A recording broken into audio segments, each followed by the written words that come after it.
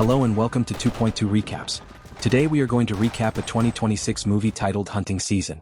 The movie begins with Alejandro, a merciless drug cartel boss, making his way into a seedy adult bar. He is on the hunt for a dealer who has betrayed him by stealing from the cartel. However, the only person present is the dealer's girlfriend Lizzie. With an air of menace, Alejandro leaves a chilling message: her boyfriend must come to see him soon, or there will be consequences. Lizzie, however, reveals that Jensen is not truly her boyfriend. Their relationship was nothing more than a fleeting one-night encounter, and they have not been in contact since. Alejandro dismisses her words with contempt. In a swift and terrifying motion, he brandishes a knife, threatening to kill Lizzie and her family if she does not assist him in locating Jensen. As Lizzie attempts to leave the bar, a security guard, having witnessed the intimidation, steps in to confront Alejandro. Unbeknownst to the guard, he is challenging a man who knows no mercy. In an instant, Alejandro takes the guard's life without a second thought. The narrative then shifts to a tranquil, secluded area outside the city, where we meet Badri, a retired secret agent who has chosen a life of peace with his only daughter, Sophie. They reside in a modest cabin deep within the woods, far removed from the chaos of urban life. Their existence is marked by simplicity and calm. Unlike most teenage girls, Sophie has been raised with strict discipline. Her father is fiercely protective, and instead of warning her about the dangers of the world, he teaches her how to handle firearms. Surprisingly, Sophie embraces this unconventional upbringing and considers it entirely normal. As dawn breaks, Badri begins his day with a prayer, expressing his deep faith and gratitude for his family. Today holds special significance. It is Sophie's birthday. He has prepared a cake and a thoughtful gift for her. While she remains asleep, he ventures into town to procure hunting supplies. At his regular shop, he stumbles upon a used lawnmower in good condition and decides to purchase it at a bargain. Back at the cabin, Sophie awakens to find her birthday present waiting for her. Her eyes light up with excitement as she unwraps a semi-automatic Glock, an item she has secretly desired for quite some time. After safely stowing it away, she heads to the nearby river to fish. Suddenly, Sophie hears a distant scream for help. Rather than rushing into danger without a plan, she relies on her survival instincts and returns home to inform her father, who has just returned from town. Together, they set out to investigate the source of the cries near the riverbank. To their horror, they discover a young woman named January drifting in the water, gravely injured. Badri quickly notices a gunshot wound in her side and instinctively wants to take her to the hospital. However, January, barely clinging to consciousness, pleads with him not to do so. With limited medical supplies at hand, Badri does everything within his power to staunch her bleeding. What follows will irrevocably alter their lives. After tending to January's wounds, Sophie prepares warm chicken soup in hopes of helping her regain strength. As night descends, Badri cautions Sophie to maintain her distance from their unexpected guest. January is a stranger with a gunshot wound, and they have no way of knowing who she truly is. His primary concern is Sophie's safety and understanding of the precarious situation. The next morning brings an unsettling surprise for January. She awakens to find her hand cuffed to the bed frame. Sophie calmly explains that this precaution is part of her father's safety protocol, setting the stage for an unfolding drama that none of them could have anticipated. Despite the unsettling circumstances, January senses the genuine intentions of Badri and Sophie. They are merely trying to protect everyone involved. Meanwhile, Badri makes his way to the supermarket to purchase medicine and clean clothes for January. To his surprise, he encounters an old friend, Sheriff Brake, who is accompanied by his new partner, Davenport, recently transferred to the area. They exchange brief pleasantries before parting ways to continue with their respective tasks. Later that night, as Sophie peacefully sleeps, in a moment of vulnerability, she finally reveals the harrowing truth of her ordeal. She recounts how, after returning home from work, she found her roommate Lizzie being tortured by two masked men. Although she had no part in the attack, she was injured during the chaos.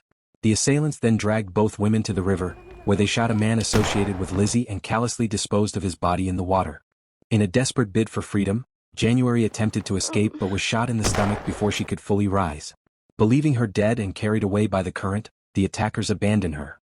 At dawn, Badri sets out along the riverbank to corroborate her story. He discovers Lizzie's lifeless body ensnared among branches at the water's edge. Realizing that the killers would know January survived if they found Lizzie's body, he makes the agonizing decision to release it back into the river. Later, he shares everything he has uncovered with Sophie, grappling with the dilemma of whether to continue hiding January or turn her over to the authorities. Sophie firmly insists on helping January recover, leading Badri to agree to postpone any decisions. A few days later, as night falls, January finally steps outside again, her strength gradually returning. She finds Badri sitting quietly and expresses her profound gratitude for saving her life. She acknowledges that without their intervention, her fate would have been far more dire. Observing her recovery, Badri reluctantly informs her that she will be moved to a clinic owned by an old friend starting the next day, assuring her that all expenses will be covered. Understanding the necessity of this decision, January accepts it with grace. That same night, Alejandro manages to capture Jensen and brutally beats him. It is revealed that Jensen is a corrupt police officer who has been secretly working for Alejandro to facilitate his criminal operations. During their last deal, Jensen betrayed Alejandro by stealing goods and disappearing without a trace. When Jensen refuses to divulge any information, Alejandro executes him in a cruel and merciless manner. The following day, as planned, January is set to be taken to the clinic for further recovery. However, their car is unexpectedly halted due to an incident stemming from the previous night. Initially unperturbed since Sheriff Brake is overseeing the scene, Badri listens as Brake explains that during his patrol earlier that morning, he discovered the body of his subordinate, Jensen, washed up along the riverbank. The investigation into the case remains ongoing, but the police have received an alarming new report. A second body has been discovered further downstream. This one has been identified as Lizzie. Badri feels a growing sense of unease as he learns that the police have already traced Lizzie's background and found that she lived in the same apartment as her close friend, January. Neighbors have reported that both women vanished simultaneously. While the authorities are still trying to locate January, Davenport adds a chilling detail.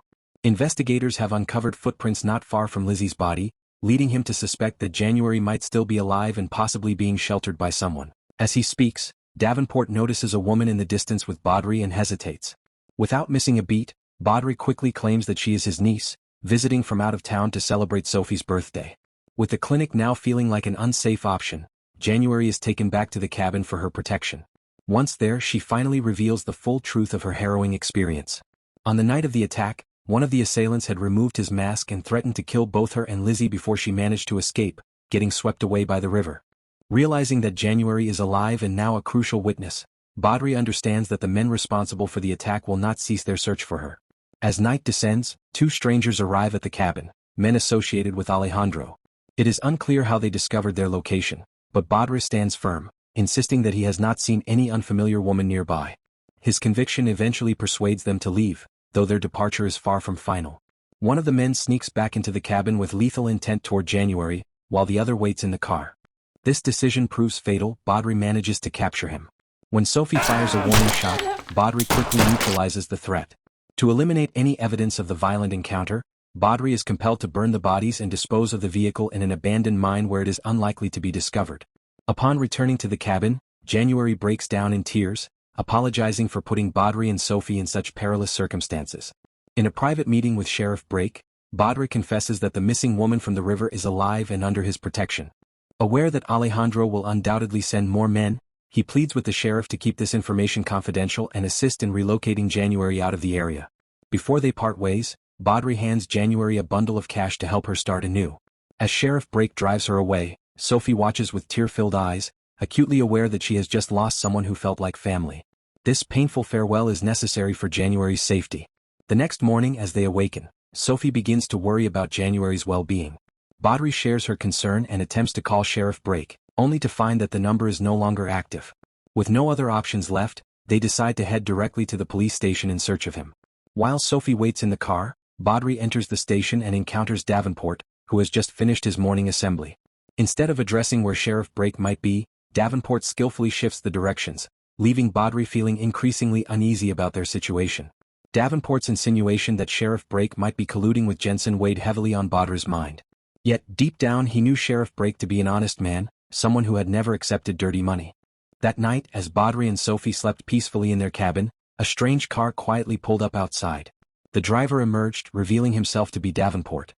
His true intentions were shrouded in mystery, but he stealthily approached the cabin, a gun concealed in his hand.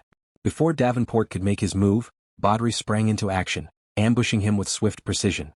Within moments, Davenport found himself tied to a chair, a lawnmower ominously hanging just inches from his face. Under pressure, he finally confessed the grim truth: Sheriff Brake was dead, and January had been handed over to Alejandro shortly after her last encounter with Badri.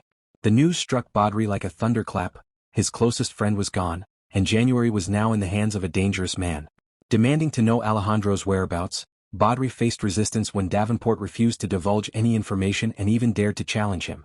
With no other option left, Badri resorted to more forceful methods to extract the truth. After much struggle, Davenport finally revealed Alejandro's location. Taking a moment to gather his thoughts, Badri penned a letter for Sophie. In it, he expressed his deep remorse for failing to protect her as he should have. He urged her that if he did not return by morning, she must seek refuge at her grandmother's house in Mexico. With the letter carefully tucked away, Badri set off for an abandoned factory, dragging the battered Davenport along his leverage. Upon arrival he was confronted by Alejandro, who greeted him with a mix of confidence and menace, prepared to eliminate both Badri and his captive. Unbeknownst to them, Sophie had secretly followed her father, and chaos erupted as a violent shootout ensued. As Alejandro retreated deeper into the building, Badri was struck in the chest and collapsed. Just as one of Alejandro's men attempted to finish him off, Sophie reacted instinctively, shooting the attacker from a distance and saving her father's life. However, her courageous act exposed her position, and another enemy began to close in on her. She left her rifle behind as a decoy, drawing the assailant away from her. Meanwhile, Badri managed to make his way inside the factory and discovered January alive and unharmed. He also learned that Jensen's wife and child were still safe. As he searched for the keys to free them, Alejandro suddenly stabbed him from behind. In that critical moment, Sophie reappeared and shot Alejandro, putting an end to his reign of terror once and for all. With Alejandro dead, the nightmare finally drew to a close. The aftermath left both Badri and January in need of months of recovery from their harrowing ordeal. As time passed and healing began, Badri and Sophie welcomed January into their home, ensuring she would finally feel safe and protected once again. Thanks for watching. Make sure to subscribe and turn on notifications so you don't miss more amazing movie recaps from 2.2 Recaps.